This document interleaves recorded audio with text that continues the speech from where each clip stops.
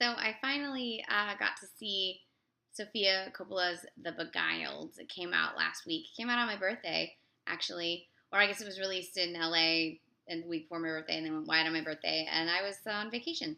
So I finally got to see it, and I enjoyed it as much as I thought I would. Um, this coming from a Coppola fan, so there's that.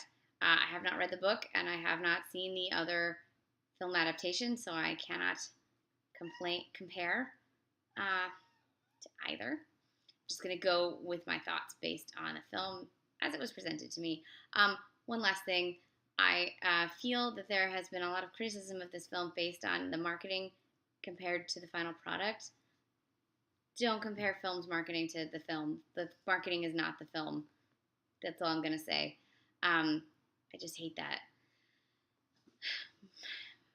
Marketing tries to sell a product. Oftentimes it doesn't know what the product is.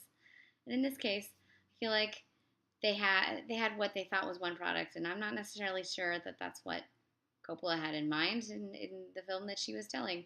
So just going to put that out there. I also want to point out that Colin Farrell is my favorite actor other than Denzel Washington, and has been my favorite actor for about 16 years. So I'm clearly a bit biased. I think he's fantastic. Nicole Kidman has been a favorite of mine since Moulin Rouge, as with many of us. And Elle Fanning is an actual princess. So this cast, when it was announced last year, I was like, So, the basic plot is that it's during the Civil War in a isolated girls' boarding school. There's some interesting films set in isolated girls' boarding schools at this time, specifically in the silent era. You should check those out. But there's one called Blue Jeans that I highly recommend. But anyways, they are in Virginia. It's sort of northern South. The war has been raging for 3 years. This is the only, oh my God, the cat just did that. This is the only refuge these women have from the war. Several of them have lost people during it. One of the young girls is a kind of a nature girl. She's, gathering mushrooms and things, and she comes across a wounded Union soldier who also happens to be Irish and is probably a mercenary who was paid to fight, not necessarily one who believes in the struggle. He is, of course, played by Colin Farrell.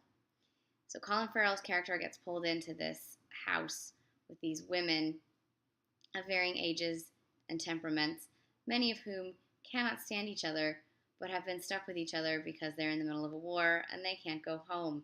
They probably already hated each other before the war. There's a lot of tension. Boarding school does not seem like the greatest place, especially this kind of boarding school at that time. There's some other really great looks at that from other stories where I think boarding schools of this era, well, I think boarding schools of most eras tend to be full of just a lot of cattiness. So where was I going with this?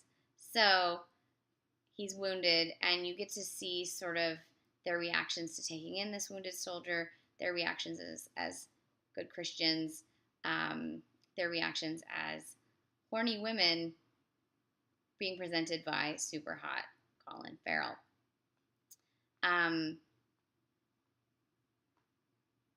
One of my favorite characters is actually the young girl who finds him and sort of finds in him sort of a father figure, and how much she needs that.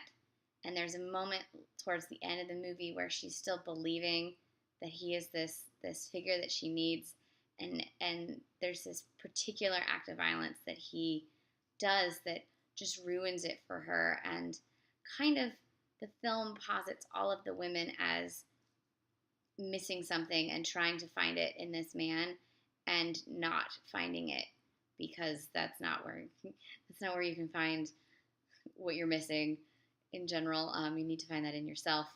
But I don't know if that's what Sofia was really trying to say, but it definitely showed all these different aspects of how women try to find escape in men, straight women try to find escape in men, and how that's not necessarily the best thing to do. There's also a lot of emphasis on refinement and the delicate feminine, and in comparison to Colin Farrell's character's strong masculinity. But as the story progresses, you see that his strong masculinity, his male virility, all of these things are his downfall, and their precise feminine thought and feminine skills are what save them. And I found that very interesting. I particularly loved the final shot. The bulk of this film, I would actually say, is a bit more of a dark comedy than a drama or even a melodrama. And I think if you look at it as sort of almost a satirical dark comedy, you're approaching it in a much better way than if you think it's a straight up melodrama.